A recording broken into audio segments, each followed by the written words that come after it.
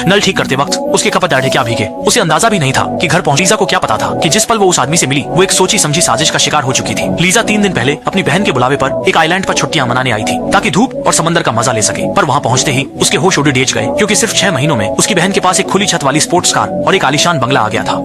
ट्विक्सिया ने भी कुछ नहीं छुपाया और बताया कि उसकी इस रईसी के पीछे उसका 10 मिनट भी नहीं हुए थे कि लीजा उसके जादू में खो गई। यहाँ तक कि घर लौटते वक्त भी उसके दिमाग में जैक का चेहरा ही घूम रहा था।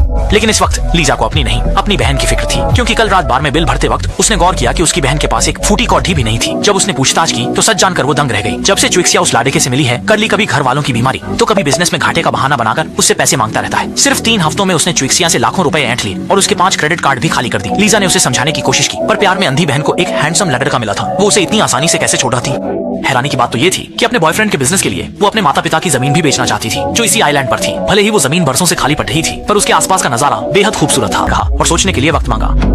लीजा का शक एकदम सही था। ओल्ड जिन कोई शरीफ आदमी नहीं था। वो पर्दे के पीछे से कई लड़ाकों को चलाता था जो अकेली औरतों को फंसाकर उनके पैसे लूटते थे। यहाँ तक कि बार में मिला जैक भी ओल्ड जिन के लिए ही कामकाज के लिए भेजा था। जैक बहुत शातिर था। उसने जानबूझकर लीजा के घर का पाइप खराब किया और फिर सही वक्त पर आकर मदद का नाटक किया। बार की उस मुलाकात और आज की इस मदद ने उसे लीजा के करीब ला दिया। जैसे जैसे जैक धीरे धीरे लीजा की जिंदगी में घुल मिल गया और लीजा ने करली की छानबीन करना छोड़ दिया। तभी वो गलवाना चाहती थी, पर स्विशा तो प्यार में अंधी हो चुकी थी। उसने न सिर्फ करली का पक्ष लिया बल्कि ये भी कह दिया कि लड़कों की कई एक्स गर्लफ्रेंड्स होना तो आम बात है। बस फिर क्या था, ये मामला यहीं रफा दफा हो गया। इसके बाद कुछ समय तक लीजा ने अपनी बहन के मामले में दखल देना छोड़ दिया और जैक के साथ एक बहुत ही हसीन वक्त गुजारा। असल में जैक का प्लान तो धीरे धीरे लीजा को जमीन बेचने के लिए मनाने का था, पर उसका बॉस और इंतजार नहीं करना चाहता था क्योंकि वो लीजा की जमीन पर एक रिसोर्ट बनाना चाहता था। अब जबकि सारे इन्वेस्टर्स तैयार थे तो काम शुरू होते ही कम से कम एक छोटा सा टारगेट यानी करोड़ों का मुनाफा तो पक्का था। तो मामला और ना बिगड़े इसलिए लाओ जिन ने जैक को जल्दी हाथ पांव मारने को कहा। जैक भी काफी शातिर निकला। उसने पहले लीजा के साथ वक्त बिताया और जब उनका रिश्ता गहरा हो गया तो उसने बातों बातों में जमीन का जिक्र छेड़ दिया। उसने कहा कि उस जगह पर तुम्हारा और स्विशा दोनों का हक है। अगर तुम्हारी बहन उसे बेचकर अपनी बाकी की जिंदगी खुशी से बिता सके तो ये सौदा बुरा नहीं है। उसने ये भी कहा कि वो एक वैल्यूअर को जानता है। अगर लीजा को लगे कि लाओ जिन की कीमत सही नहीं है तो वो अपने दोस्त को वहां भेज सकता है।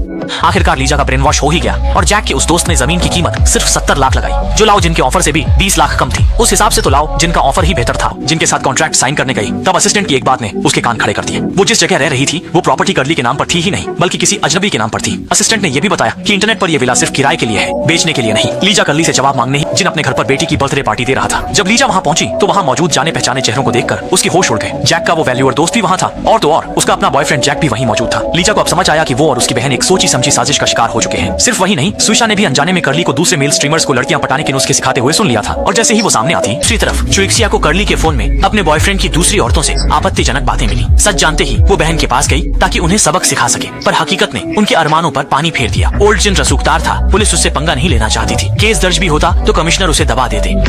मजबूर होकर लीसा को आखिरकार मदद के लिए जैक के पास ही जाना पड़ा। उधर ओल्ड जिन ने भी अपनी चाल चलनी शुरू कर दी। लीसा को कॉन्ट्रैक्टर ने उसकी बातों पर यकीन कर लिया और बिना किसी हिचकिचाहट के कॉन्ट्रैक्ट साइन कर दिया। जैक अच्छी तरह जानता था कि सिस्टर जिन के रहते साइन करने के बाद भी लीसा की जान को खतरा है। इस अनहोनी को रोकने के लिए उसने फौरन अंदर में कूद गया। कहानी के आखिर में दोनों किनारे पर सुरक्षित पहुंच गए और जैक की बुलाई हुई पुलिस भी वहां आ गई। इतने सारे गवाहों और सबूतों के साथ ओल्ड जिन का बिजनेस साम्राज्य पूरी तरह तबाह हो गया। वहीं लीसा और जैक भी एक दूसरे के साथ खुशी खुशी रहने लगे।